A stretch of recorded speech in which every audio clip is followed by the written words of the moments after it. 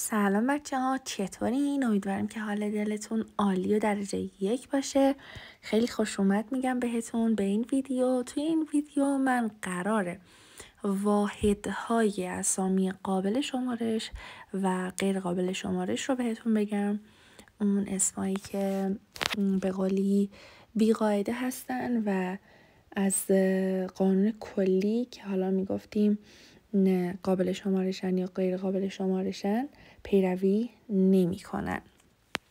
خب اولین چیزی که بچه ها بهتون گفتم a bowl of soup هستش. a bowl of soup یعنی یک کاسه سوپ. خب یه نکته که بهتون بگم بچه ها، اگه که من بخوام دیگه اینو جمع ببندم میام و بول رو جمع میبندم. بول میشه bowls، یعنی میشه 2 bowls of soup. 2 bowls of soup. پس اگه یه دونه باشه میگم a bowl of soup و اگه که دوتا باشه میگم 2 bowls of soup. بعد یه کاسه برنجه که میگم a bowl of rice. a bowl of rice. حالا اگه که بخوام دوباره بگم دوتا کاسه، مثلا نمیدونم برنج، میگم 2 bowls of rice. 3 bowls of rice. 4 bowls of rice. یا مثلا یه بسته آرد رو میگم a bag of flour. a bag of flour یعنی یه بسته آرد. a bag of flour. یا مثلا برای لوبیا دوباره میام و از واحد شمارش بگ استفاده میکنم. میگم a bag of bean. a bag of bean. حالا اگه بخوام جمعش ببندم میگم 2 bags of bean. 2 bags of bean. بچه اینجا یه اشتباه تایپی که من داشتم، اومدم بین رو بینز نوشتم. اینو فقط باید اسش رو بردارین، همین 2 bags of bean. 3 bags of bean. یا مثلا میخوام بگم یه قالب صابون، میگم a bar of soap.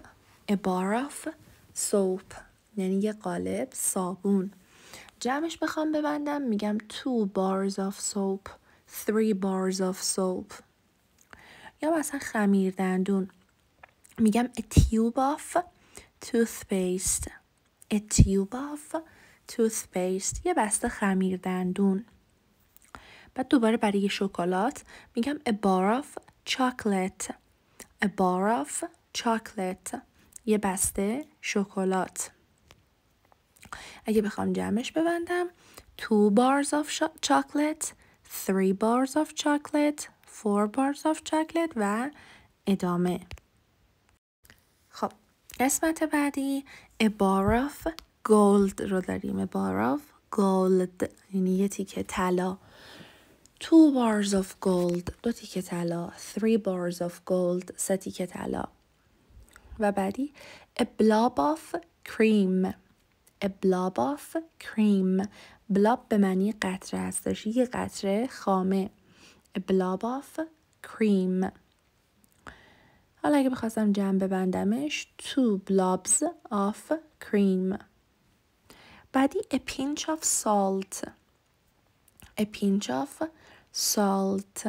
a pinch of salt بچه به معنی یه مقدار کمی نمک هستش.